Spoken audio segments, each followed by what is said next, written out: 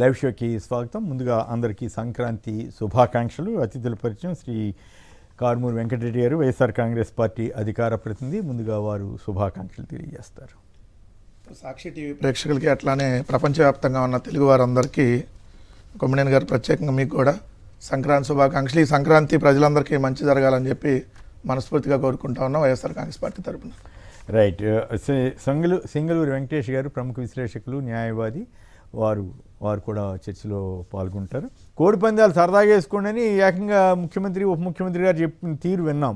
ఇప్పుడు వీళ్ళు పందాలు ఇట్లా జరుగుతూ ఉంటే మరి పోలీసులు చిన్న చిన్న కేసుల్లోనే వాళ్ళందరినీ రోడ్డు మీద నడిపించడం, గందరగోళంగా చేయటం, అబ్బో ఇంకేముంది మాకు ఎదురు లేదని చెప్పటం, మేము ఏమైనా చేస్తామని చెప్పటం.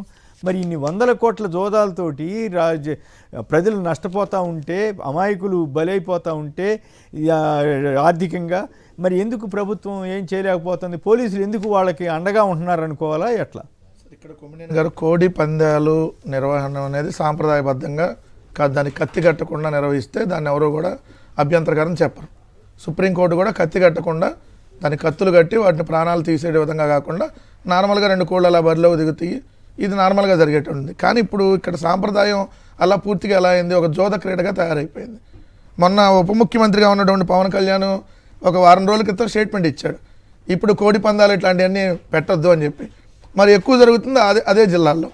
రెండోది, డైరెక్ట్గా ఎమ్మెల్యేలు, మంత్రులు వాళ్ళ సమక్షంలో, పోలీసులు వాళ్ళ సమక్షంలోనే పెద్ద పెద్ద బరులు పెట్టి అంటే కోట్లు, మొదటి రోజే 300 కోట్లు జోద వ్యాపారం జరిగిందని రాస్తున్నారు, బెట్టింగ్. అవును. సో దాంట్లో గుండాట, పేకాట, లోనా బయట ఆటలు, లేదంటే మీరు అన్నట్టుగా ఈ క్యాసినో తరహా క్రీడలు, ఏదైతే కోడి పందాలు అన్ని కలిపి ₹1,00,000 అడ్మిషన్ 25 మంది గోవా నుంచి తీసుకొని వచ్చి రాశారనేది క్లియర్. అది కాకుండా మొన్న వాస్తవమే సార్, మొన్న 4 రోజుల క్రితం మీరు ఈ పత్రిక చూస్తే ఏదైతే ఈనాడు కేపీఎల్ కు కోస్తా సై అని పెట్టారు. ఈ కేపీఎల్ అనగా నేను మన ఐపీఎల్ మనకు బాగా తెలుసు కదా, ఐపీఎల్ లాగా కోడి పందాలు ప్రీమియర్ లీగ్ చేశారు. జగన్ గారేమో ఆడుదాం ఆంధ్ర అని మంచి క్రీడలతో ఇప్పుడు వాళ్ళకన్నా ఖోఖోనో, టెన్నిస్, లేదంటే మీరు అన్నట్టు క్రికెట్, వీటికి ప్రోత్సాహం ఇస్తే వీళ్ళేమో జోద క్రీడలకు ప్రోత్సాహాలు ఇస్తా కేపీఎల్ కోస్తా సై అని పెట్టి క్యాసినోలో తలదన్నేలా జోద క్రీడలు. అప్పుడేమో క్యాసినో సెట్టింగ్ వేశారని చెప్పి గుడివాడలో క్యాసినో తరహా సెట్టింగ్ వేశారనే పెద్ద రాద్ధాంతం చేస్తే, ఇప్పుడేమో క్యాసినోని తలదన్నేలాగా ఏదైతే జోద క్రీడలు నిర్వహిస్తున్నారు. ఈ ఏర్పాట్లన్నీ కోడి పందాల కోడి పందాలు ప్రీమియర్ లీగ్, కోడి పందాలు ప్రీమియర్ లీగ్ నడుస్తుందని చెప్పి అదే పేపర్లో మళ్ళీ ఇంకో వార్త సరినాడు, జోదా జంతు హింస నిరోధక చట్టాలను కఠినంగా అమలు చేయండి హైకోర్టు ఇచ్చి బరుల గురించి సమాచారం అందిన వెంటనే చర్యలు తీసుకోవాలని కలెక్టర్లకు, ఏదైతే ఎస్పీలకు డైరెక్ట్గా హైకోర్టు ఆదేశాలు ఇచ్చింది. అవసరమైతే 144 సెక్షన్ విధించాలని పేర్కొంది. కోడి పందాల ఉపకరణాలు, జోదంలో పట్టుబడిన సొమ్మును స్వాధీనం చేసుకోవాలంది. కోళ్ళ కాళ్లకు కత్తులు కట్టి పందాలతో జీవహింసకు పాల్పడుతున్నారని, పందాలను అడ్డుకోవాలని హైకోర్టులో 14 పిటిషన్లు దాఖలైతే దాని మీద తీర్పు ఇచ్చింది. కానీ ఇప్పుడు డైరెక్ట్గా టీవీల్లో అన్నిట్లో కోడికి కత్తులు కట్టి ఏదైతే జోద క్రీడలుగా ఏదైతే మారిందో దాని మీద అన్నిటి రాస్తే ఎమ్మెల్యే గారే బుల్లెట్ గెలుచుకున్నాడు. ఎట్ట గెలుచుకున్నాడు? ఎమ్మెల్యే బుల్లెట్ గెలుస్తాడు. సాక్షాత్తు ఏదైతే డిప్యూటీ స్పీకర్ రఘురామకృష్ణరాజు గారు అక్కడ దగ్గర నిర్వహిస్తారు. ఫోటోలన్నీ వచ్చినాయి కదా సార్, ఆయన, గంటా శ్రీనివాసరావు వాళ్ళందరూ కలిసి వచ్చినాయి. ఏమంటున్నాను, ఒక సాంప్రదాయబద్ధంగా నిర్వహిస్తే దాన్ని ఎవరు కూడా తప్పుపట్టరు. ఒక జగన్ గారి హయాంలో నిర్వహిస్తేనేమో అది బూతు, ఇప్పుడు నిర్వహిస్తేనేమో అసలు ఇది పెద్ద పండగ, ఇది ప్రీమియర్ లీగు, ఈ పోటీలు మనం ప్రపంచ స్థాయిగా పెడుతున్నాం, వీళ్ళకి నోబెల్ ప్రైజ్ ఇవ్వాలని లెక్కలో వార్తలు రాస్తే ఎట్లా? అది మరి ఆ రోజు కూడా రాయాలి కదా. ఇప్పుడు వాళ్ళే రాస్తున్నారు క్యాసినో కంటే పెద్ద పెద్ద సెట్టింగ్లు వేశారని. క్యారవాన్లో క్యాసినో సెట్టింగ్లు అంట, బయట ఎత్త కనపడుతుందని క్యారవాన్లు వెహికల్ పెట్టి ఆ వెహికల్లోనే వేశారని రాస్తున్నారు. మరి ఏం చర్యలు తీసుకుంటారు ఇప్పుడు? మరి ఆంధ్రప్రదేశ్ రాష్ట్రం ఇప్పుడు అద్భుతంగా వెళ్ళిద్దా? ఈ నేరాలకు పాల్పడిన వాళ్ళని మరి రోడ్డు మీద నడిపిస్తారా? మరి సార్, కోడిని కోసారని చెప్పి కేసు పెట్టారు కదా. అవును. మరి ఇన్ని కోళ్లు బలవుతున్నాయి కాదు, కేసు పెట్టడం కాదు, నడిపించారు కదా. రోడ్డు మీద నడిపించడం ఒకటి, వాళ్ళకి ముసిగేశారు. తిరుపతిలో వాళ్ళకి ముసిగేసి కోడిని కోసారని చెప్పి, కోడిని కోస్తే కేసు, మేకను కోస్తే కేసు, బట్ వీళ్ళ హయాంలో ప్రాణాలు తీస్తే మాత్రం కేసులు లేవు. ఇప్పుడు మరి ఇన్ని కోడ్లు ఇక్కడ వాళ్ళే జోద క్రీడలు నిర్వహిస్తున్నారు కదా, మరి దగ్గరుండి పోలీసులు నిర్వహిస్తున్నారు కదా. దీనికి మరి డీజీపీ గారు ఏం సమాధానం చెప్తారు, హోంమంత్రి గారు ఏం సమాధానం చెప్తారు? వాళ్ళు అక్కడ కోడిని కోసారు, ఇది పెద్ద జీవహింస అన్నారు. ఇది జీవహింస కాకుండా ఇదేం హింస? మరి దానికి సమాధానం చెప్పాలి కదా. చంద్రబాబు గారు మాట్లాడాలా, పవన్ కళ్యాణ్ గారు మాట్లాడాలి కదా. వాళ్ళు మాట్లాడాలి. హోంమంత్రి గారు అయితే కొద్దిగా ఎక్కువ ఎక్స్ట్రీమ్కి వెళ్ళారు కదా, ఎక్స్ట్రీమ్కి వెళ్ళి మాట్లాడారు కదా. మరి ఇన్ని కోళ్ళు మీరు ఆ చెప్తుంటే రోజుల్లో, అవును. కాదు సార్, ఇక్కడ పందెం వేసి జోదం వేసి వాళ్ళ కత్తులు కట్టి దగ్గరుండి అధికార పార్టీ ఎమ్మెల్యేలు చేస్తున్నప్పుడు మరి ఇప్పుడు ఏళ్ళ కూడా నడిపిస్తారా? అంటే అధికార పార్టీ వాళ్ళకి ఆ మాత్రం వెసులుబాటు ఉండదా అంటారు. అధికార పార్టీ వాళ్ళే చంపేయచ్చా సార్ వెసులుబాటు అంటే ప్రతిపక్ష పార్టీ ఏమో కోడిని కొడితే కేసు, అధికార పార్టీ ఏమో ఎన్ని కోళ్ళైనా కోయొచ్చు, వాళ్ళే దగ్గరుండి పోలీసుల సమక్షంలో జోదాలు ఆడించి కోయొచ్చు. ఇప్పుడు ఆ చచ్చిపోయినా కోస్తారు కదా వాటిని. అంతేగా మరి ఇప్పుడు బతకుండగానే చంపుతున్నట్లు లెక్కే కదా వాటిని. అది మరి దాని మీద ఏం చర్యలు తీసుకుంటారు సమాధానం చెప్పాలి. రైట్. వెంకటేష్ గారు మీరు చెప్పండి, ఏమిటి ఈ కోడి పందాల మీద హైకోర్టు ఇచ్చిన ఆదేశాలు ఏమిటి, ఇప్పుడు జరుగుతున్నది ఏమిటి, గతంలో వీళ్ళు రాసిన తీరేమిటి, ఇప్పుడు రాస్తున్న తీరేమిటి? ఏకంగా కొన్ని చోట్లయితే లోపలికి ఆ బరిలోకి వెళ్ళాలంటే ₹1,00,000 ఫీజు పెట్టారంట, అడ్మిషన్ ఫీజు. ఇవన్నీ చూస్తుంటే ఆశ్చర్యం వేస్తుంది. గోవా నుంచి కూడా జనాన్ని పట్టుకొచ్చారంట. మనం చెప్పడం నాకు ఇష్టం లేదు కానీ అవన్నీ మరి ఇప్పుడు గుడివాడ ఇటువంటి చోట్ల కూడా మళ్ళీ క్యాసినో లాగా నడుపుతున్నారని పేపర్లన్నింటిలోని వార్తలు వస్తూ ఉన్నాయి. 100 కోట్లు జోదం విచ్ ఈజ్ బ్యాండ్.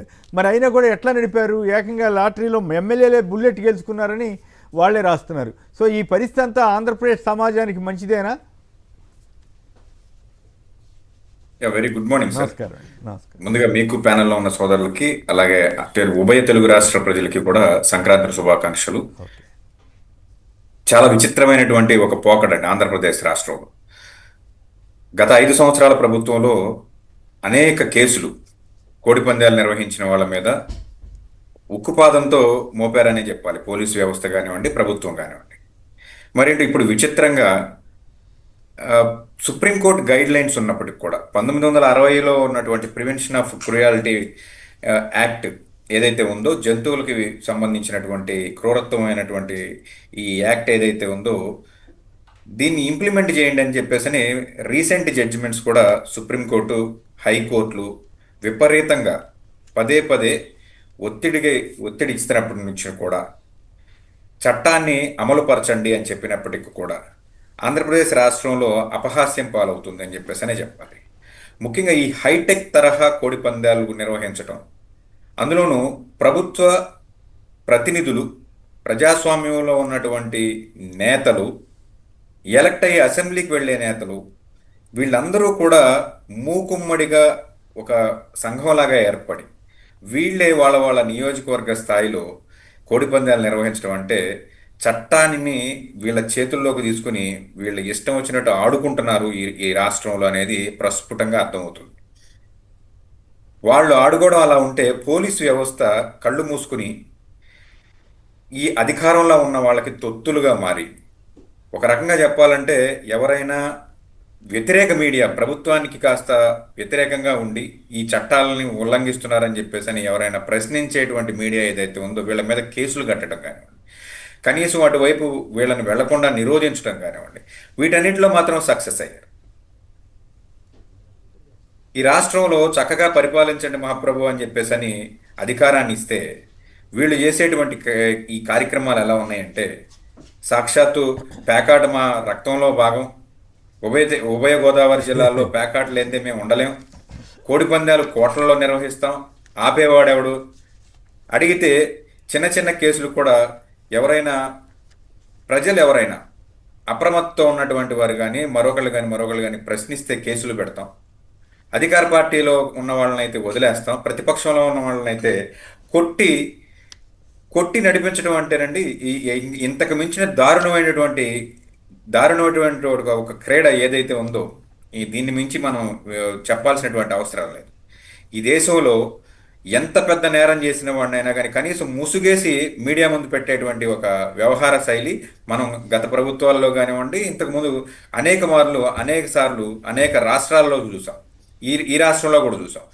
కానీ ఈ రాష్ట్రంలో విచిత్రంగా చిన్న పెట్టి కేసులు కూడా అరెస్టు చేయటం, వాళ్ళని లాకప్లో పెట్టి చిత్రహింసలకు గురి చేయటం, మళ్ళీ ప్రజల ముందు ఒక డెమాన్స్ట్రేషన్ లాగా ఇదిగో మీరు ప్రశ్నించినా, మీరు ఇలాంటి కార్యక్రమాలు చేసినా మిమ్మల్ని కూడా ఇలాగే కొడతాం అని చెప్పేసి ప్రజల ముందు నడిపించుకుంటూ తీసుకెళ్లడం, ఇది అత్యంత హేయమైన చర్య. పైపెచ్చు సాక్షాత్తు ఈ రాష్ట్రంలో ఉన్నటువంటి అత్యున్నత అధికారులు కూర్చొని, డీజీపీ గారే కూర్చొని ప్రభుత్వంలో నిధులు లేవు, మా బళ్ళల్లో ఆయిల్ లేదు, వాహనాలు వాహనాలు కొనుగోలు మా బళ్ళల్లో ఆయిల్ లేదు, కాబట్టి మేము వాళ్ళ కోర్టుకు నడిపించుకుంటూ తీసుకెళ్లాల్సినటువంటి పరిస్థితి, వాళ్ళతో పాటు మేము కూడా క్యాట్ వాక్ చేశాం కదా అని చెప్పేటువంటి ఒక పరిస్థితి మనం చూస్తున్నాం. ఇలాంటి విచిత్రమైనటువంటి సమాధానాలు.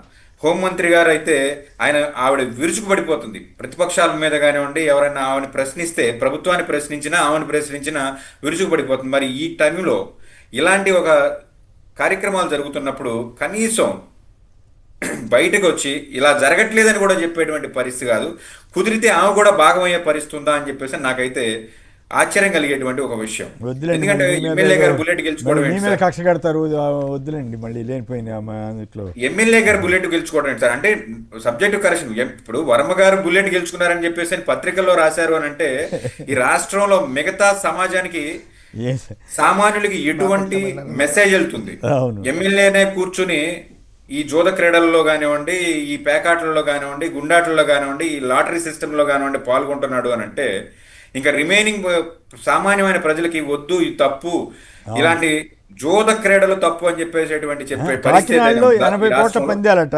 పెదామిరం అనే చోట కోటితో ముసుగు పందెం అంట. ముసుగు పందెం అంటే ఏంటండి? ఏం చేస్తారు? ఐడియా లేదు సార్. ఆ? ఆటల గురించి ఐడియా లేదు. వెంకటేష్ గారు మీకు ఏమైనా ఐడియా ఉందా? ముసుగు పందెం అంటే మరి అదేందో. టు బి ఫ్రాంక్ ఏం లేదు సార్. ఇందులో ఏంటంటే సామాన్యులు ఎవరిని కూడా లోపలికి రానివ్వరు. ఓకే, సామాన్యులు ఎవరిని కూడా వాళ్ళని లోపలికి గుండాట ఇటువంటి వాటి దగ్గరికి పంపిస్తారేమో. సార్ అసలు రాష్ట్రంలో ఉన్నటువంటి పరిస్థితి ఏంటంటే ఒక్క వ్యభిచారం తప్ప అన్ని అలౌడ్ అయిపోయినాయి. ఓకే, అన్ని అలౌడ్ అయిపోయినాయి. దురదృష్టం. లాటరీలు ఇంకా కూడా మరి పైపెచ్చు- దానికి తోడు పైపెచ్చు లాటరీలు కూడా తీసుకొస్తారట. ఇక 3,000 కోట్ల పరిస్థితి కక్కుర్తి పడి లాటరీని తీసుకొస్తే సార్, లాటరీ వ్యవస్థ అనేది ఈ రాష్ట్రంలో మళ్ళీ అడుగు పెడితే పై స్థాయిలో ఉన్నటువంటి అబోవ్ మిడిల్ క్లాస్ ఉన్న వాళ్ళు వ్యవహారం ఏమవుతుందో తెలియదు, కానీ బిలో మిడిల్ క్లాస్ నుంచి చిన్న స్థాయి ఆటో కార్మికులు కానివ్వండి, రిక్షా కార్మికులు కానివ్వండి, వ్యవసాయ కార్మికులు. రోజువారీ వేతనాలకు పనిచేసే వాళ్ళు కానివ్వండి, మళ్ళీ ఒక జోదానికి అలవాటు పడిపోయేటువంటి ఒక పరిస్థితి. అవును, అప్పట్లో గతంలో చూసాం కదా, భాగ్యలక్ష్మి లాటరీని కొన్ని వేల లక్షల మంది నాశనం అయ్యారు. అనేక రకాలైనటువంటి రోజు స్కామ్లు పోటీ సార్. పడి కొనేసేవాళ్ళు. వాళ్ళు ఇప్పుడు వచ్చే వచ్చే లాటరీ కంటే ఎక్కువ ఖర్చు పెట్టేవాళ్ళు పాపం వీళ్ళు. అన్అఫిషియల్ గా మట్కా మట్కా కూడా నడుస్తుంది. ఆంధ్రప్రదేశ్ లో ఇప్పుడు వీళ్ళు వచ్చిన తర్వాత మట్కా నడుస్తా ఉంది. మళ్ళీ మొదలైందా? నడుస్తుంది. వాళ్ళ పత్రికలో ఇదివరకు రాయలసీమలో తాడిపత్రి కొన్ని ఇప్పుడు చోట్ల అనంతపురం ఇటు సైడ్ ఉందని చెప్పి ఆంధ్రజ్యోతిలో రాశారు ఒకరోజు. రాశారా? జోరుగా జిల్లాలో జోరుగా మట్కా వ్యాపారం. రైట్. ఇక మరో అంశంలోకి వెళ్దాం. రైతు ఇంట కానరాని సంక్రాంతి, ఊరు ఊసూరు అన్నదాతలకు ప్రతి అడుగులో బాబు సర్కార్ దగా. 300 పుట్టెడు కష్టాల్లో రైతన్నలు, ఏడాదిన్నరగా పడరాని పాటలు, 300కు పైగా ఆత్మహత్యలు. ఇది చాలా దారుణమైనటువంటి విషయం. ఖచ్చితంగా ఇట్లాంటివి జరగకూడదు. రైతులు ధైర్యంగా ఉండి ఎదుర్కోవాలి తప్ప నిజంగా ఆ స్థాయిలో ఆ సంఖ్యలో కనుక ఉండుంటే మాత్రం అది ప్రభుత్వం యొక్క వైఫల్యానికి నిదర్శనంగా తీసుకోవాలంటారు. మళ్ళీ రిజిస్ట్రేషన్ల బాధుడు. 11 నెలల్లోనే రెండోసారి స్థిరాస్తుల మార్కెట్ విలువల సవరణపై కసరత్తు. గత ఫిబ్రవరిలోనే 50% పెంచిన చంద్రబాబు ప్రభుత్వం. తర్వాత అయితే రాష్ట్ర రాబడి కాస్త పైబడికి వెళ్ళిందని చెప్పి ఈనాడు వాళ్ళు కొంచెం సంతోషంగా రాశారు. నిజంగా పైబడికి వెళ్ళిందా, వీళ్ళు మరీ జనంలో పలసనైపోతున్నామని రాశారో తెలియదు. కానీ ఈ పరిస్థితి మీద మన వెంకటరెడ్డి గారు మాట్లాడడానికి ముందుగా వెస్ట్ గోదావరి వెంకట్రావు గారు, పశ్చిమ గోదావరి జిల్లా నుంచి. వెంకట్రావు గారు నమస్కారం, మాట్లాడండి. మీ దగ్గర ఎట్లా జరిగినాయి కోడి పందాల వ్యవహారాలు? ఫస్ట్గా జరిగినాయా? పుష్కలంగా పందాలు కూడా, జోదాలు అన్నీ జరిగినాయా? అయ్యో, అన్నీ. మరి గౌరవ పోలీసు వారు ఏం చేస్తున్నట్లు? పోలీసు వారు చేయరండి, వచ్చి ఎవరు మామూలు పర్సెంటేజ్ పట్టిపోతారు స్టేషన్ మామూలు. అంతేనా? అట్లా అయిపోయింది పరిస్థితి. అంతే అండి. ఈ కత్తులు కట్టకుండా ఆడారా పోనీ కనీసం కొన్ని చోట్లన్నా? ఏమీ లేదు, కత్తులు పక్కనే కట్టి పబ్లిక్ ఆడారండి. పబ్లిక్ ఆడారు. అవునండి. రైట్. చెప్పండి, ఏమిటి సంక్రాంతి పరిస్థితి మీద నిజంగానే రైతులు ఆ స్థాయిలో ఆత్మహత్యలు జరుగుతున్నాయా? ఇది వాస్తవం అయితే చాలా భయంకరమైనటువంటి పరిస్థితి కదా సార్. ఇది అఫీషియల్గా రైతు ఆత్మహత్యలో అఫీషియల్గా వచ్చినటువంటిది. లెక్కేనా? అన్అఫిషియల్గా తెలియకుండా ఏం జరుగుతుందంటే, ఇప్పుడు రైతు ఆత్మహత్య అనేది మన 2 కోణాల్లో, అప్పుల ద్వారా ఆత్మహత్య, ఆ ఊర్లో అందరికీ తెలిసి జరిగినాయి ఈ లెక్క. ఇంకొన్ని అప్పులు ఉన్నా కూడా చెప్పకుండా ఏదో బాధల వాళ్ళు చనిపోయామని కూడా రాసుకుని కూడా చనిపోయిన అయితే ఇంకా కోకొల్లుగా ఉన్నాయి. దాదాపుగా రోజుకు ఒక ఆత్మహత్య జరుగుతున్నట్టుగా మనం భావించాలి. వీళ్ళు అధికారంలోకి వచ్చినా చూస్తే సంవత్సరంలో దాదాపు 300కు పైగా ఆత్మహత్యలు. ఎందుకు జరుగుతున్నాయి ఆత్మహత్యలు అంటే, మీరు చూస్తారు గడిచిన 2 సంవత్సరాలుగా ఏ పంటకి గిట్టుబాటు ధర లేదు. సరే రైతు పంట పండిద్దామంటే సరైన విత్తనాలు ఉండవు, విత్తనాలు వేస్తే ఎరువులు అందవు, యూరియా దొరకు నిన్నగా మొన్న కూడా మనం చూసాం కృష్ణా జిల్లాలో చెప్పులు పెట్టి రైతులు క్యూలో నిలబడినటువంటి పరిస్థితి. రెండోది సంక్రాంతి అంటే మెయిన్ పండుగ, ఈ రైతులకు సంబంధించినటువంటి పండుగ, ఇంటికి ధాన్యము ఇవన్నీ ఇంటికి వచ్చేటటువంటి సమయం. ఈ సమయంలో చూస్తే ఎక్కడ రేపు ప్రభుత్వం సరైనటువంటి ఇది కొంటల్లో కొన్న డబ్బులు సరైన సమయానికి ఇవ్వట్లేదు. అది రెండో పాయింట్. సరే ఒక్క వరే కాదు, మిగిలిన అన్ని పంటలు చూస్తే ఏ పంటకి గిట్టుబాటు ధర లేదు కదా. మన ప్రతి పంట మన ఈ సంవత్సర కాలంలో అనేక రైతుల దగ్గర నుంచి వెళ్ళిపోయిన తర్వాత రేట్లు పెరుగుతున్నాయి. వెళ్ళిపోయిన రేటు వీళ్ళేమో పేరుకు చెబుతున్నారు కొనమని, తర్వాత కొంటల్లా. రెండోది ఆదాయం తగ్గింది ఆ వచ్చేటటువంటిది. ఎందుకు? వర్షాలు సకాలంలో ఏదైతే పంట పండించినా మధ్యలో ఏదైనా వర్షాల వల్ల పోవటం, దిగుబడి తగ్గుతుంది. సరే ఉన్నదన్నా కొంటున్నానంటే అది లేదు. మీరు చూస్తే 2024లో తుఫాన్ వచ్చింది, 25లో తుఫాన్లు వచ్చినాయి. 24లో తుఫాన్ వచ్చిన వాళ్ళకి పంట నష్టపరిహారం ఇప్పటివరకు ఇవ్వాలి. ఇక 25 దేవుడు ఎరుగు. మనం మొన్న కదా మోందా తుఫాన్ వల్ల వచ్చితే 9,000 కోట్లు ఎంత నష్టం అని చెప్పి 6,000 కోట్లు అనుకుంటా, 6,000 కోట్లు అని చెప్పి నారా లోకేష్ కూడా పోయాడు ఢిల్లీ వెళ్ళి కలిసి వచ్చామని చెప్పారు. ఇప్పటి వరకు ఒక్క రైతుకు ₹1 ఇచ్చిందా? ఎక్కడా లేదు. సో రైతన్న పరిస్థితి చాలా అగమ్యగోచరంగా ఉందనేది క్లియర్. రెండోది వీళ్ళు ఇప్పుడు రిజిస్ట్రేషన్ దానికి సంబంధించి వస్తే రిజిస్ట్రేషన్ ఛార్జీలు ఆల్రెడీ గత ఏడాది 2025 ఫిబ్రవరిలో పెంచారు. ఫిబ్రవరిలో ఎంత పెంచారో దాదాపు 50% మార్కెట్ వాల్యూ పెంచడం, మార్కెట్ వాల్యూని పెంచి 50% ఛార్జీలు పెరిగినా మళ్ళీ ఇప్పుడు ఇంకా పెంచుతా ఉన్నారు. అసలు రియల్ ఎస్టేట్ అంతంత మాత్రంగా ఉందంటున్నారు కదా. పెంచినా వీళ్ళకి ఆదాయం రావట్లా. ఎందుకు? రిజిస్ట్రేషన్లు తగ్గిపోయినాయి. అదే జగన్ గారు ఉన్నప్పుడు రిజిస్ట్రేషన్ ఛార్జీలు పెరగకపోయినా కూడా 10,000 కోట్ల సంవత్సరానికి ఆదాయం వచ్చేది. ఈ ఏడాది చూస్తే ఇప్పుడు వరకు 8,000 కోట్లు. రియల్ ఎస్టేట్ పడిపోయిందని విపరీత ప్రచారం చేశారు. ఇప్పుడేమో అప్పుడుతో పోలిస్తే ఇప్పుడు తక్కువ. ప్రచారం వాళ్ళు చేసే ప్రచారంలో అసలు మామూలుగా ప్రపంచ స్థాయి ప్రచారం చేస్తారుగా. 30,000 మంది మహిళల నుంచి వాళ్ళు చేసే ప్రచారం మామూలు ప్రచారం కాదు. సో రిజిస్ట్రేషన్ ఛార్జీలే కాదు కొమ్మినేని గారు, ఇక్కడ చూస్తే కరెంట్ ఛార్జీలు గడిచిన ఏడాది అంటే ఈ 19 నెలల్లో వాళ్ళు పెంచింది 20,135 కోట్లు. 2024 అక్టోబర్ 25 6,072 కోట్లు, 2024 నవంబర్ 29 9,412 కోట్లు, 2025 సెప్టెంబర్ 27 1,863 కోట్లు. ప్రొవిజనల్ FPPCA ఛార్జీల కింద మొత్తంగా కలిపి 20,135 కోట్లు విద్యుత్ ఛార్జీలు పెంచారు. వీళ్ళు వచ్చిన తర్వాత మళ్ళీ ఇప్పుడు ఇంకా పెంచబోతారు. పెంచలేదు, మేము తగ్గించామని చెబుతుంటారు. 20,135 కోట్లు పెంచారు. ఇది కాకుండా 20,000 కోట్లు భారం వేయడంతో పాటు మళ్ళీ పెంచబోతా ఉన్నారు. 2 రిజిస్ట్రేషన్ ఛార్జీలు ఆల్రెడీ పెంచారు, మళ్ళీ పెంచబోతా ఉన్నారు. ఇంకోటి కొత్త వాహనాలు కొనుగోలు చేస్తే దాని మీద రోడ్ సెస్ అని ఆల్రెడీ వేశారు, తాగునీటి పైన ట్యాక్స్ వేశారు. ఇన్ని రకాలుగా వేసి ఇప్పుడు ఇవన్నీ సరిపోదు అన్నట్టుగా ఆల్రెడీ జోతక రేట్లు అనఫిషియల్గా నడుస్తున్నాయి. అఫీషియల్గా ఆంధ్రప్రదేశ్కి లాటరీని తెస్తారంట. ఆంధ్రప్రదేశ్ లాటరీ ద్వారా 3,000 కోట్లు టార్గెట్ పెట్టారు. ఆన్లైన్ గేమింగ్ ద్వారా 1,400 కోట్లు వసూలు చేయాలని, మొత్తంగా మళ్ళీ 13,000 కోట్లు భారం.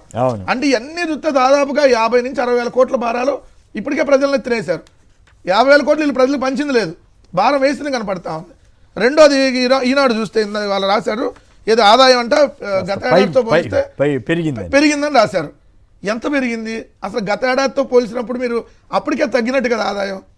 మీరు దాంట్లో క్లియర్గా చూస్తే కొమ్మినేని గారు, వాళ్ళు మన బడ్జెట్ 3,22,359 కోట్లు, దీంట్లో అప్పులు 1,04,382 కోట్లు తీసుకొస్తాం బడ్జెట్ ద్వారా అఫీషియల్గా పెట్టారు. మిగిలిన రెవెన్యూ వసూళ్ళు ఎంత రావాలి? 2,17,976 కోట్లు రావాలి ఏడాది మొత్తానికి కలిపి. దాంట్లో పన్నేతర ఆదాయం 19,000 కోట్లు కావాలి. కానీ వాళ్ళు ఈనాడులో చూస్తే అది ఇప్పుడు 8,000 కోట్లే వచ్చింది. ఇంకా ఉన్నది 3 నెలలు. 19,000 కోట్లు వాళ్ళు ఎస్టిమేషన్ పెడితే ఇంకా 3 నెలలు ఉంటే 8,000 కోట్లే వస్తే ఎక్కడ పెరిగినట్టు. రెండోది ఏదైతే స్టాంపులు రిజిస్ట్రేషన్ల ద్వారా వీళ్ళు అంచనా 13,150 కోట్లు, కానీ ఇప్పటి వరకు వాళ్ళకి వచ్చింది ఎంత? 8,000 కోట్లు. ఇంకా 3 నెలల టైమే ఉంది. అంటే దాన్ని రీచ్ గారు అనేది క్లియర్. వాహనాల పన్ను ద్వారా 5,664 కోట్లు రావాలైతే అందుకే కదా కొత్తగా పనులు 3,550 కోట్లే వచ్చింది. ఇక్కడ విచిత్రం ఏంటంటే మద్యం ద్వారా ఆదాయం తగ్గిందంట. అదేంది? ఎందుకంటే ఎక్సైజ్ శాఖ ఆదాయం 2024-25 ద్వారా 21,300 కోట్లు వస్తే ఇప్పుడు కేవలం 19,865 కోట్లే వచ్చిందంట. ఎస్టిమేషన్ అంతా 27,000 కోట్లు రావాలి. ఇంకా 3 నెలల టైమే ఉంది. మొన్న కూడా మీకు విపరీతంగా తాగిచ్చారు ఎక్కడ పడితే అక్కడ, అయినా ఆదాయం రావట్లా. ఎందుకు రావట్లా ఆదాయం? మధ్యలో మొలకల చెరువు బ్రాండు, ఇబ్రహీంపట్నం బ్రాండ్లు, నారావారి నాటు సరుకునంతా ప్రతి 3 బాటిల్కి ఒకటి మద్యం షాపులకు సప్లై చేస్తే ఆ డబ్బులు ఎవరి దగ్గరికి వెళ్తాయి?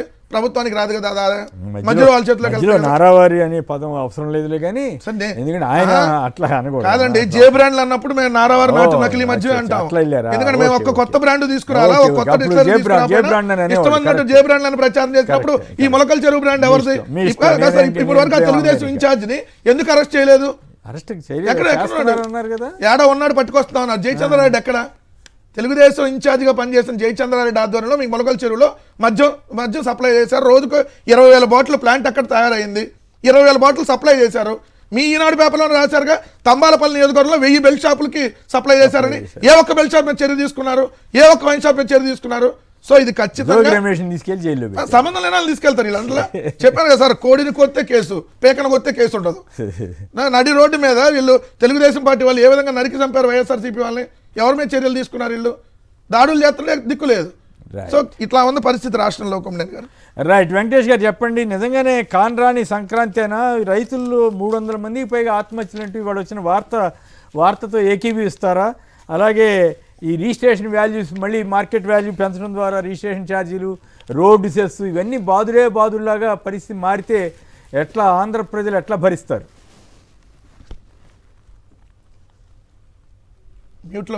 మ్యూట్లో ఉన్నారు వెంకటేష్ గారు. ఇవన్నీ బాబు గారు చెప్పినటువంటి సంపద సృష్టిలో భాగం అని చెప్పేసి మనం అనుకోవాలి సార్. అంతేనా?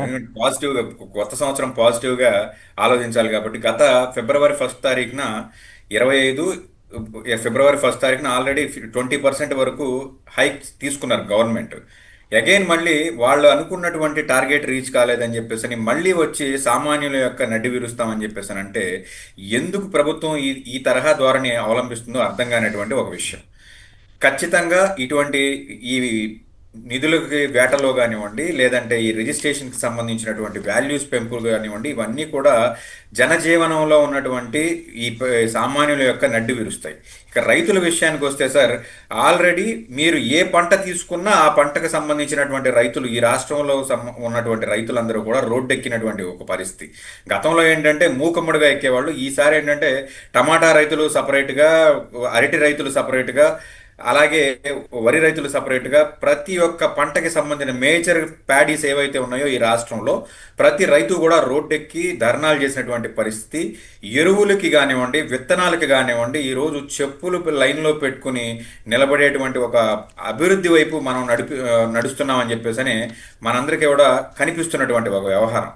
రైతు భరోసా కేంద్రాలు యొక్క మెయిన్ మోటివ్ ఏదైతే ఉందో దానిని పక్కదారి పట్టించి ఎరువులని బ్లాక్లో అమ్ముకునే బ్లాక్ మార్కెట్ గాళ్ల యొక్క జేబులు నింపడానికి ప్రభుత్వం తీసుకునేటువంటి ఈ కార్యక్రమాలు ఏవైతే ఉన్నాయో ఇవన్నీ కూడా రైతుల యొక్క ఈ పంటలు పండించేటువంటి ఒక వ్యవహారం కానివ్వండి, ఈ పంటలు పండించిన పంటల్ని అమ్ముకునే వ్యవహారం కానివ్వండి, వీటన్నిటిని కూడా నడ్డివేర్చింది ఈ ప్రభుత్వం. కాబట్టి ప్రతిపక్షంలో ఉన్నటువంటి ప్రతిపక్ష పార్టీకి సంబంధించినటువంటి జగన్మోహన్ రెడ్డి గారు పలుమార్లు రోడ్డు మీదకి వచ్చి వాళ్ళకి సానుభూతిగా ఆయన కూడా ధర్నాలు చేసినటువంటి ఒక పరిస్థితి. తద్వారా కాస్త ప్రభుత్వం నుంచి ముక్కు పిండి ప్రభుత్వం నుంచి వసూలు చేసినటువంటి పరిస్థితి. కొంతవరకు నష్టపరిహారాన్ని జగన్మోహన్ రెడ్డి గారు వెళ్ళిన మరుక్షణం అక్కడ నష్టపరిహారాన్ని ప్రభుత్వం ప్రకటించడం పలుమార్లు మేము పేపర్లో కానివ్వండి, సోషల్ మీడియాలో కానివ్వండి ప్రభుత్వం తరపు నుంచి ఇచ్చినటువంటి ఫండ్స్ని మేము చూసినటువంటి ఒక పరిస్థితి. కాబట్టి రైతులు ఈ ప్రభుత్వానికి పూర్తిగా ఈ ప్రభుత్వం మీద ఎదురు తిరుగుతున్నారు. ఈ ప్రభుత్వంలో రైతులు సంతోషంగా లేరు. ఈ సంక్రాంతి ఏదైతే ఉందో గత పరిపాలనలో ఈ సంక్రాంతికి జగన్మోహన్ రెడ్డి గారు అనేక రకాల పథకాలకు సంబంధించి బటన్ నొక్కి ఫండ్స్ ఇచ్చినటువంటి ఒక పరిస్థితి సామాన్యులకి ముఖ్యంగా. ఇక్కడ ఎవరైతే అన్నదాత సుఖీభావ ఇస్తా ఉన్నారు కానీ ఎక్కడ ఒక 5,000 ఇచ్చి చేతులు దులుపుకున్నట్టున్నారు. 40,000 ఇవ్వాలి యాక్చువల్గా, 5,000 10,000 ఇచ్చారు. కేంద్ర ప్రభుత్వంతో సంబంధం లేకుండా 20, 20, 40 ఇవ్వాలి. అయితే మొట్ట ఏడాది 20,000 0, రెండో ఏడాది 20,000 ప్లేస్లో 14,000 అన్నారు. దాన్ని కూడా 5,000 10,000 ఇచ్చారు. ఇంకా 4,000 కోత ఉంది. ప్రభుత్వం ప్రపోజ్ చేసినటువంటి ఏ పథకం కూడా సార్ ఈ రోజు వరకు ప్రభుత్వం ప్రపోజ్ చేసినటువంటి ఏ పథకం కూడా పూర్తి స్థాయిలో ఫుల్ఫిల్ చేసినటువంటి పరిస్థితి అయితే లేదు సార్. ఖచ్చితంగా లేదు. బల్ల కొద్ది చెప్తాం. ఇప్పుడు ఏదైతే వాళ్ళు ఇస్తానన్నటువంటి 4,000 రూపాయల పెన్షన్ ఏదైతే ఉందో మేము పెన్షన్ మీట్ అయ్యామన్నారు కానీ ఈ పెన్షన్ కి సంబంధించి సుమారుగా 5 నుంచి 6 లక్షల మంది లబ్ధిదారులను కోసేసినటువంటి పరిస్థితి. ఇక రిమైనింగ్ ఆస్పెక్ట్స్ లో ఇప్పటికి కూడా ఆంధ్రప్రదేశ్ రాష్ట్రంలో ఇదిగో ఈ పండక్కిస్తారా లేకపోతే వచ్చే సంవత్సరం పండక్కిస్తారా అని చెప్పేసి ఆంధ్రప్రదేశ్ లో ఉన్నటువంటి మహిళలు ఎవరైతే ఉన్నారో మహిళ అయితే చాలు సార్ ప్రతి ఒక్కళ్ళ ఖాతాలో 1,500 వేస్తాను, ప్రతి నెల 1500 వేస్తాను, సంవత్సరానికి 15,000 వేస్తాను, 18,000 వేస్తానని చెప్పేసి సాక్షాత్తు ముఖ్యమంత్రి గారు, ఉప ముఖ్యమంత్రి గారు ఊకదంపుడు ఉపన్యాసాలతో ఇచ్చినటువంటి హామీ ఏదైతే ఉందో అది ఇప్పటికీ కూడా నెరవేరేటువంటి పరిస్థితి కాదు సార్. అది ఈ నిరుద్యోగ రాష్ట్రంలో ఉన్న వృత్తి ప్రతి నిరుద్యోగికి డబ్బులు వేస్తున్నారు సార్. ఆ. మరి పేపర్ల మీద మాత్రం 5 లక్షల మందికి ఉద్యోగాలు వచ్చేసినాయి, 20 లక్షల ఉద్యోగాలు వచ్చేస్తున్నాయి. అసలు ప్రపోజ్డ్ ఫండ్స్ అండి సార్. ప్రపోజ్డ్ ఫండ్స్ 25% ఆంధ్రప్రదేశ్ తీసుకొచ్చింది అని చెప్పేసి ఏదో ఒక ప్రైవేట్ బ్యాంకు ద్వారా ఒక సర్వే నిర్వహించి వదిలేరు సార్. దానికి సంబంధించి మళ్ళీ అప్రిసియేషన్ గా నారా లోకేష్ గారి వల్ల ఇదిగో ఈ ప్రపోజ్డ్ ఫండ్స్ ఎంత వచ్చినాయి అని చెప్పేసి అన్నారు సార్. కానీ వాస్తవానికి వచ్చేపాటికి సార్ 1000 కోట్లు కూడా ఈ రాష్ట్రంలో ఇప్పటి వరకు ల్యాండ్ అయినటువంటి పెట్టుబడులు కనిపించట్లేదు సార్. రైట్.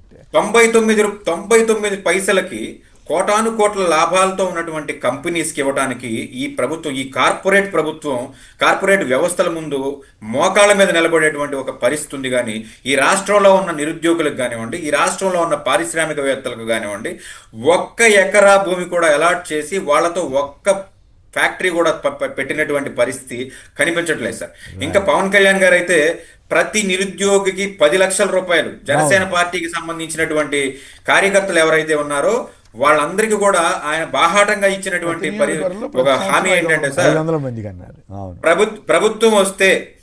ప్రభుత్వం వస్తే కనీసం 100 మందికైనా సార్, 100 మందికైనా 10 లక్షల రూపాయలు ఇచ్చి ఒక ఎంఎస్ఎంఈ ద్వారా ఒక ఇన్స్టిట్యూషన్ పెట్టించి వాళ్ళకి నిరుద్యోగం నుంచి ఉద్యోగస్తులు అయ్యేటువంటి పరిస్థితి తీసుకొస్తున్నారు సార్. ఇప్పుడు నా చేతులు లేదు, అంత సీఎం చూసుకోవాలని చెబుతారేమో.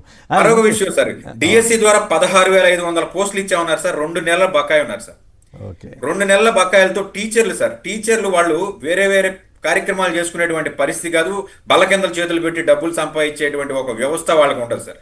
వీళ్ళందరూ కూడా ఈ సంక్రాంతికి ఎలా సంతోషంగా గడుపుకుంటారు సార్? 16,500 పోస్టులకి మీరు 2 నెలల శాలరీ బకాయి ఇంకా ఉన్నప్పటికీ ఉద్యోగాలు ఇచ్చి 3 నెలలు అయింది సార్. 1 నెల మాత్రం పెట్టి పంపించినట్టున్నారు. ఇంకా అనేక మంది ఈ 16,000 మందిలో అనేక మందికి ఇంకా జీతాలు వచ్చినటువంటి పరిస్థితి కాదు సార్. ఇంకా సంక్రాంతి ఎలాగా హ్యాపీగా జరుపుకుంటాం సార్? చంద్రబాబు నాయుడు గారు జరుపుకుంటున్నారు కానీ అందరు జరుపుకున్నట్లు లెక్క అంటే. అందుకే సార్ చంద్రబాబు గారు రైతుల యొక్క కష్టాలు కాదు, ఆయన సంక్రాంతి కానుక కేసు లిఫ్ట్ చేసుకున్నారు, ఆయన మాత్రం తెచ్చుకున్నారు సంక్రాంతి కానుకని. ఆయన ఇంటి ముందు ఆత్మహత్యకు పాల్పడ్డారు సార్ ఒక వృద్ధుడు.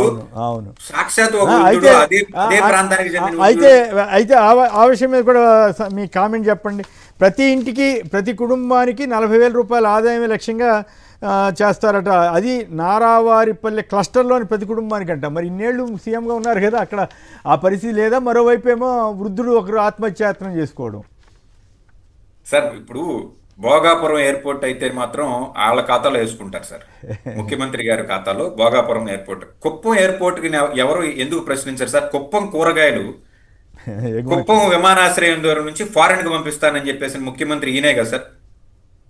భోగాపురం ఎక్కడో కొన్ని 100 కిలోమీటర్ల దూరంలో ఉన్నటువంటి భోగాపురం ఎయిర్పోర్ట్ 87% జగన్మోహన్ రెడ్డి గారు కట్టేసినటువంటి దాన్ని 2 రివ్యూ మీటింగ్స్ ద్వారా త్వరగా కట్టి ఇనాగ్రేషన్ చేసేటువంటి పరిస్థితి. అది కూడా ట్రయల్ రన్ సార్. ఇంకా పూర్తి స్థాయిలో సేవలు ఇంకా రాలేదు, మనకు అందుబాటులో రాలేదు. ఇంకొక 6 నెలలు పడుతుంది. డెఫినెట్లీ అది జగన్మోహన్ రెడ్డి గారు కట్టినా, చంద్రబాబు నాయుడు గారు కట్టినా అది ప్రభుత్వం యొక్క ఆస్తి, ప్రజల యొక్క ఆస్తి. దీనికి కూడా భోగాపురం ఎయిర్పోర్ట్ నా వల్లే వచ్చిందని చెప్పుకునేటువంటి ఈ ముఖ్యమంత్రి తన సొంత జిల్లాలో 40,000 రూపాయల ఇన్కమ్ 40 క్లస్టర్లో లేకపోతే 400 క్లస్టర్లో ఆయన ఏదో చెప్తారు సార్. ఆయన డెఫినెట్ గా పేపర్ పులి కాబట్టి ఆయన పేపర్ పట్టుకుంటే ఆయన ఇచ్చేటువంటి హామీలు ఆ పేపర్లో పట్టవు. కానీ పబ్లిక్ డొమైన్లో కుప్పం ఎయిర్పోర్టు కడతాను, కుప్పం కూరగాయలు విదేశాలకు పంపిస్తాను అని చెప్పేసి నేను ఇప్పటికి 5-6 ఎలక్షన్లు చూసినటువంటి పరిస్థితి సార్. ప్రతి ఎలక్షన్లోనూ ఇదే హామీ సార్. ఈ రోజుకి కుప్పం ఎయిర్పోర్ట్ కి ఫౌండేషన్ స్టోన్ వేసాడా? పోనీ అది సరే, అది ఒక ఫౌండేషన్ స్టోన్ అప్పుడే వేసారండి. అంటే అక్కడ అట్లాగే ఆగిపోయింది. మళ్ళీ ఇప్పుడు 8 నెలల్లో కట్టేస్తా ఉన్నారు. కాదు, ఇప్పుడు ఇంట్రెస్టింగ్ విషయం ఏంటంటే ప్రతి కుటుంబానికి నారావారిపల్లి క్లస్టర్లో 40,000 రూపాయల ఆదాయం వచ్చేటట్టు అధికారులు ప్లాన్ చేయాలంటే మరి అధికారులు ఏం ప్లాన్ చేస్తారు, ఏం ఐడియా? ఎందుకంటే స్థానిక సంస్థల ఎన్నికలు వచ్చేటువంటి పరిస్థితి. గత స్థానిక సంస్థల ఎన్నికల్లో చావు తప్పి కన్ను లొట్టపోయినటువంటి పరిస్థితి తెలుగుదేశం పార్టీ. అందులోనూ ముఖ్యమంత్రి గారు ఉన్నటువంటి ఒక ఎమ్మెల్యేగా ఉన్నటువంటి ఒక నియోజకవర్గం కాబట్టి అది చేజారితే తల ఎక్కడ పెట్టుకోవాలో తెలియని పరిస్థితి. కాబట్టి స్థానిక సంస్థలకు సంబంధించిన ఎలక్షన్లు వచ్చేటువంటి ఈ క్రమంలో మళ్ళీ ఒక అబద్ధపు హామీని ఇస్తున్నారు అని చెప్పేసి మనం చెప్పాలి. కేవలం ఒక క్లస్టర్కే కదా, ఒక నారావారిపల్లి క్లస్టర్ కాదు సార్. ఈయన అందరికి 40,000 ఇవ్వచ్చు. ఇప్పుడు ఆడబిడ్డ అనేది 1,500 నెలకి, ప్రతి ఇంట్లో 2 ఉంటారు. అవును. సో నెలకు 3,000 వస్తాయి, 12,3 36,000. ముందు ఆ పథకాన్ని అమలు చేయమని, నారావారిపల్లికి ఎందుకు రాష్ట్రం మొత్తం నెలకి సంవత్సరానికి 40,000 ఆదాయం వచ్చేలాగా చేశాను అని చెప్పొచ్చు కదా. చేస్తే గొప్ప విషయం అవుతుంది. ఎక్కడ చేస్తారు సార్? 2 కోట్ల మందికి ఆయన అడ్డగోలుగా హామీలు ఇచ్చేసి ఇప్పుడు ఉన్నయే తీసేస్తా ఉంటే మీకు అమ్మఒడి ఫస్ట్ ఏడాది ఇవ్వాల, 2వ ఏడాది 20 లక్షల మందికి ఎగ్గొట్టారు. నిన్న డ్రాప్ అవుట్స్ 18 లక్షల మంది 18 లక్షల మంది డ్రాప్ అవుట్స్ కనపడ్డారు అని అంటే 20 లక్షల మందికి అమ్మఒడి వెళ్ళలేదు. అక్కడే క్లియర్గా అర్థం అవుతుంది కదా ఎక్కడ ఎలా డ్రాప్ అవుట్స్ వచ్చినది సింపుల్గా తీస్తే. సో ఆయన స్టేట్మెంట్లు ఇవ్వడానికి ఏముంది, నారావారిపల్లి వెళ్ళి అద్భుతంగా ఉందంటాడు. అలా సంక్రాంతి సాంప్రదాయాన్ని భువనేశ్వర్ గారు శ్రీకారం చుట్టారని చెప్పాడు మొన్న. సంక్రాంతికి ఊరెళ్ళే సాంప్రదాయం ఎవరికి తెలియదంట. 20 ఏళ్ల క్రితం ఈయన స్టార్ట్ చేశాడని. ఇక రేపు పొద్దున నారా లోకేష్ స్టార్ట్ చేశాడు ఈ దీపావళికి చేంటాపాకాయలు పాము బిళ్ళ కాల్చడానికి కూడా చెబుతారు. మనం ఏం చేస్తాం సార్? మన కర్మ వినాల్సిన పరిస్థితి. ఆయన ముఖ్యమంత్రి అయ్యాడు, మనం వినాల్సిన పరిస్థితి ఏర్పడింది. అంతకంటే ఏముంది ఇక్కడ? సింపుల్గా రైట్. అంటే ఈ ఆదాయం వచ్చే తీరు మీద సార్ ఆదాయం వస్తుందని అన్నాడు. అక్కడ సంవత్సరం నుంచి తిరుగుతున్నాడు ఒక వృద్ధుడు. సంవత్సరం క్రితం చంద్రబాబు నాయుడు గారిని కలిసాయంట. ఇప్పటికీ సమస్యలు గల మళ్ళీ ఇప్పుడు వెళ్ళి కలవడానికి ప్రయత్నం అక్కడికి వెళ్ళట్లేదంట. మరి ఇప్పుడు ఈయనేమంటాడు, మేము పరదాలు లేదంటే బారికేడ్లు అని చెప్పాడు కదా మొన్నటి దాకా. మరి వృద్ధుడు ఇప్పుడు ఆత్మహత్యాత్నం ఎట్లా చేసుకున్నాడు? ఆత్మహత్య చేసుకోవడం ఎందుకంటే మిమ్మల్ని కలవడానికి అక్కడ లేదనే కదా, అంటే అడ్డంగా అన్ని మీరు పెట్టారనే కదా దానికి అర్థం. హామీ ఇచ్చారట. ఏడాది కాదు సార్, ఆయన ఇప్పుడు 3 ఏళ్ళు అయినా కూడా అది అవ్వదు. రైట్. ఇక కింది స్థాయి ఉద్యోగుల తీరుపై ఐవీఆర్ సర్వేలట. మరి అదేదో ఎమ్మెల్యేల అరాచకాల మీద, ప్రత్యేకించి అనంతపురం ఎమ్మెల్యే మీద, ఎమ్మెల్యే అనుచరుల మీద వస్తున్న వార్తలు చూస్తే చాలా ఆశ్చర్యం వేస్తుంది. ఇంత ఘోరంగా తెలుగుదేశం వాళ్ళ వైన్ షాప్నే దగ్ధం చేశారట ఆయన మనుషులు. ఆయన బెదిరించాడని అతను చెప్తా ఉన్నాడు. సో అదొకటే కాదు, ఇంకా అనేక మంది ఎమ్మెల్యేల మీద వస్తున్న వాటి మీద కూడా సర్వే చేస్తే బాగుంటుంది కదా. అలాగే భోగి మంటల మీద, భోగి మంటల్లో ఈ ప్రైవేటైజేషన్కి సంబంధించినటువంటి జీవోలు, ప్రభుత్వ మెడికల్ కాలేజీల జీవోలు అవన్నీ కూడా వేసి నిరసన తెలిపారు. సో అయితే ఎల్లో మీడియా మాత్రం అసలు పీపీపీ ద్వారానే అన్నీ జరగాలని కవర్ చేస్తూ ఈ నిరసనలకి వ్యతిరేకంగా ఒక స్టోరీ అనమాట. నిరసనలని డైవర్ట్ చేయడం కోసం. సో వీటి మీద చర్చలోకి వెళ్దాం. ఐవీఆర్ఎస్ సర్వేల పేరు మీద కింది స్థాయి ఉద్యోగులు, క్షేత్రస్థాయి ఉద్యోగుల మీద చేస్తున్నారట. మరి అదేదో ఈ మెడికల్ కాలేజీల ప్రైవేటీకరణ చేయడాన్ని మీరు ఒప్పుకుంటారా, ఆమోదిస్తారా అని జనాన్ని అడిగితే బాగుండేది కదా. ఎమ్మెల్యేల అరాచకాల మీద, ఎమ్మెల్యేల అనుచరుల అరాచకాల మీద చేస్తే బాగుండేది కదా. మీరేమంటారు వెంకటేష్ గారు? సార్ నిజం చెప్పాలంటే ఈ రాష్ట్రంలో ఉన్నటువంటి మంత్రిమండలి యొక్క పనితీరు ఎలా ఉంది అనే దాని మీద సర్వే చేయాలి. కింది స్థాయిలో వాళ్ళకి పెట్టారా? అంతే సార్. ఎందుకంటే ర్యాంకింగ్స్ ఇస్తూ ఉంటారు కదా సార్. ఈ ప్రభుత్వం ఏ ప్రభుత్వంలో లేని విధంగా ఈ ప్రభుత్వంలో చంద్రబాబు నాయుడు గారు పనిచేసేటువంటి మంత్రులకు ర్యాంకింగ్లు పదే ర్యాంకింగ్లు ఇచ్చేటువంటి ఒక వ్యవస్థను తీసుకొచ్చి ప్రజలందరినీ బఫూన్లు చేస్తూ ఉంటారు. ఆ మంత్రి గారు ఈ ర్యాంకులో ఉన్నారు, ఈ మంత్రి గారు ఈ ర్యాంకులో ఉన్నారని చెప్పేసి. అటువంటి వ్యవస్థ ప్రజల నుంచి నేరుగా ర్యాంకింగ్లు తీసుకునేటువంటి పరిస్థితి ఉంటే చాలా ప్రస్ఫుటంగా ఈ ప్రభుత్వం యొక్క పనితీరు కానివ్వండి, ఈ ప్రభుత్వం మీద ప్రజలకు ఉన్నటువంటి నైరాశ్యం కానివ్వండి అర్థమయ్యేటువంటి ఒక పరిస్థితి ఉంది. కానీ వాళ్ళకి ఎలాగో తెలుసు కాబట్టి ఇదంతా కూడా పాపం అంతా అధికారులు. చంద్రబాబు నాయుడు గారు అధికారులతో మీటింగ్ పెట్టారు, అధికారులకి దిశానిర్దేశం చేశారు, పలు అధికారుల మీద ఆయన ఆగ్రహం వ్యక్తం చేశారనేది ఒక రొటీన్ న్యూస్ సార్. ఎప్పటి నుంచి అంటే 90s ఆయన ముఖ్యమంత్రి అయిన దగ్గర నుంచి కూడా అధికారుల్ని వేధించుకు తినటం ఆయనకు అలవాటైనటువంటి ఒక పని. ఆయన ప్రత్యేకంగా ఆయన ఏం చెప్తారంటే, నేను నిద్రపోను మిమ్మల్ని నిద్రపోనివ్వను అని చెప్పేసినటువంటి ఒక స్లోగన్ అంటలేదు కదా. ఈ మధ్య ఆ డైలాగులు, కొత్త డైలాగులు వస్తున్నాయి. సూపర్ 6, సూపర్ హిట్ ఇటాటి వస్తున్నాయి. అవి కూడా అంటున్నాడు సార్. మొత్తం ఆయన శాతకంతా వాళ్ళ మీద వేసేస్తున్నాడు, మీరు పని చేయట్లేదు వాళ్ళ మీద మెచ్చుకోవడం లేదు. ఐఏఎస్ స్థాయిల మీద ఉన్నటువంటి ఐఏఎస్ స్థాయి అధికారుల మీద కూడా ఈ బ్లేమింగ్ అనేది మొదలు పెట్టేశాడు సార్ ఆయన. ఇప్పుడు కాస్త మళ్ళీ కింద స్థాయి ఉద్యోగుల్ని మళ్ళీ గుర్తు తెచ్చుకున్నాడు. వాళ్ళ యొక్క పనితీరు. కింది స్థాయి ఉద్యోగులు ఏం చేస్తారు సార్, పై స్థాయిలో ఐఏఎస్లు ఏదంటే దానికి ఎస్ అంటారు. ఐఏఎస్లు ఏమో ఐఏఎస్ అని అంటున్నారు ప్రజాప్రతినిధులకి. అలా అనకపోతే వాళ్ళకు జరిగేటువంటి కార్యక్రమాలు ఏంటనేది వాళ్ళకి అర్థమైపోతుంది. కాబట్టి వాళ్ళు కూడా ఐఏఎస్లు కూడా ఈరోజు ప్రభుత్వం ఏదైతే ఒక నిరంకుశత్వంగా తీసుకునేటువంటి డెసిషన్స్ ఉన్నాయో వాటిల్ని ఖచ్చితంగా అమలు పరచాలని చెప్పేసి అని కింది స్థాయి ఉద్యోగులు కూడా చెప్తున్నటువంటి ఒక పరిస్థితి మనం అందరం చూస్తున్నాం. కాబట్టి దీన్ని ఏదో పెద్ద సీరియస్ గా తీసుకోవాల్సినటువంటి ఒక విషయం అయితే కాదు సార్. లేదు సార్, ఇప్పుడు ఓకే, ఒక చిన్న విషయం ఏంటంటే ఇప్పుడు వాళ్ళు కింద స్థాయి ఉద్యోగుల మీద ఎందుకు చేపిస్తున్నారు ఆ సర్వేలు అంటే ఎవరికైనా పథకాలు ఇంకా కట్ చేయడానికి. వీళ్ళు ఇచ్చే అరాకొరా ఉంటుంది కదా. ఇవాళ అట్లా మీరు అట్లా అంటున్నారు. సచివాలయ సేవతో మీరు సంతృప్తికరంగా ఉన్నారా? సచివాలయ సిబ్బంది అందుబాటులో ఉంటున్నారా? ఆసుపత్రిలో అందిన సేవలు సంతృప్తినిచ్చాయా? ఇలాంటివి ఏ ఆసుపత్రిలో సేవలు ఇచ్చారు సార్? ఆరోగ్యశ్రీకి ఇప్పుడు వరకు బిల్లులు లేకపోతే ఏ ఆసుపత్రిలో సేవలు సకాలంలో ఉన్నాయని చెప్పాలి. ఈ జనానికి తీసుకొస్తుందంట. వీళ్ళ పరిపాలన ఎంత డొల్లతనంగా ఉంది, అసలు పరిపాలన జరగట్లేదు అంటారు. నిన్నగాక మొన్న మీరు పత్రికలో చూస్తే ఈనాడులో ఈయన కలెక్టర్ల సమావేశం పెట్టారు. చంద్రబాబు నాయుడు గారు కలెక్టర్లు అధికారులు వీళ్ళతో వివిధ శాఖల కార్యాలయాలతో సమావేశం పెట్టి పని చేయకపోతే మీకు పోస్టింగ్లు ఇవ్వమని కలెక్టర్ల మీద దబాయిస్తా ఉన్నాడు. ఈయన సమక్షంలోనే ఇలా కొడుకు విద్యాశాఖ మంత్రి విద్యాశాఖకు సంబంధించినటువంటి డేటా రావాలని ఆర్థిక శాఖ అధికారులు అంటే లేదు మేము పంపించేసామని విద్యాశాఖ అధికారులు చెప్పారంట. లేదు మాకు రాలేదని ఆర్థిక శాఖ అధికారులు అంటే మధ్యలో 700 డాష్ బోర్డులో ఉందా? కాదు వీళ్ళు పంపిస్తే డేటా రాలేదంటారు. ఏం డేటా అడిగారు విద్యాశాఖకు సంబంధించి? రెండోది కేంద్ర ప్రభుత్వం ఇచ్చిన డబ్బులే ఖర్చు పెట్టట్లేదని డీజీపీ గారు ఏం చేస్తున్నారు?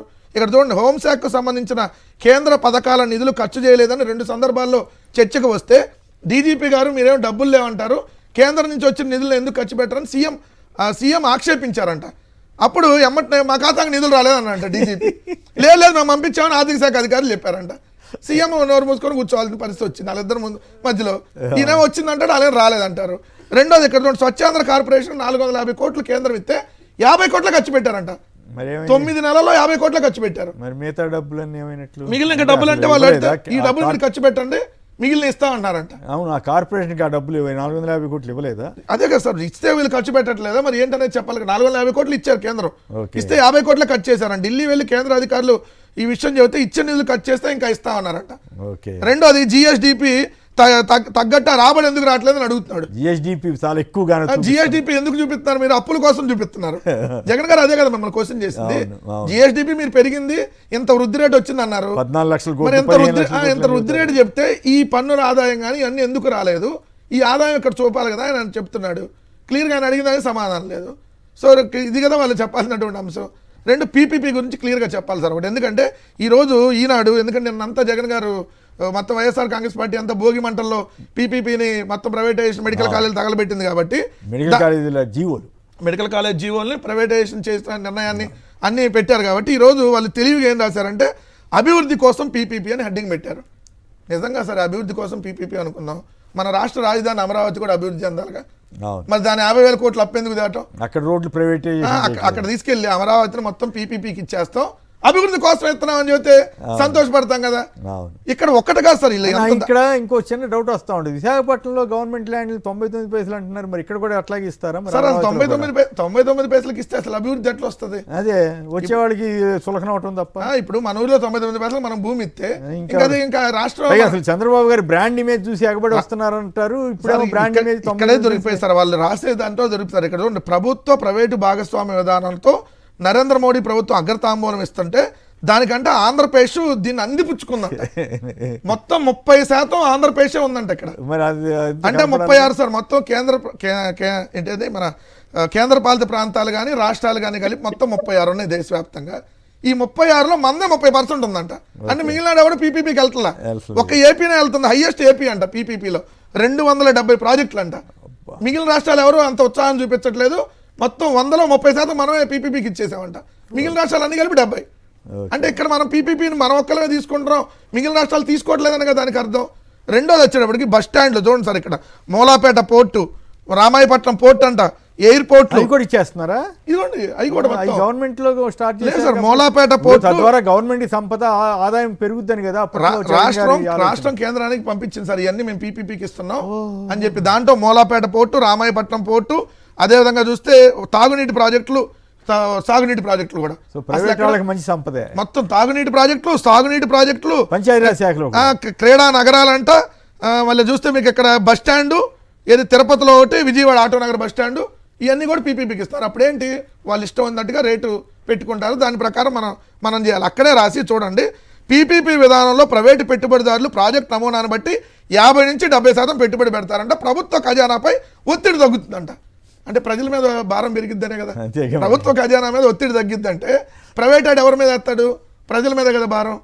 పీపీపీ అంటే ప్రైవేటైజేషన్ ఆఫ్ పబ్లిక్ ప్రాపర్టీ. ఇది క్లియర్గా కనపడతా ఉంది.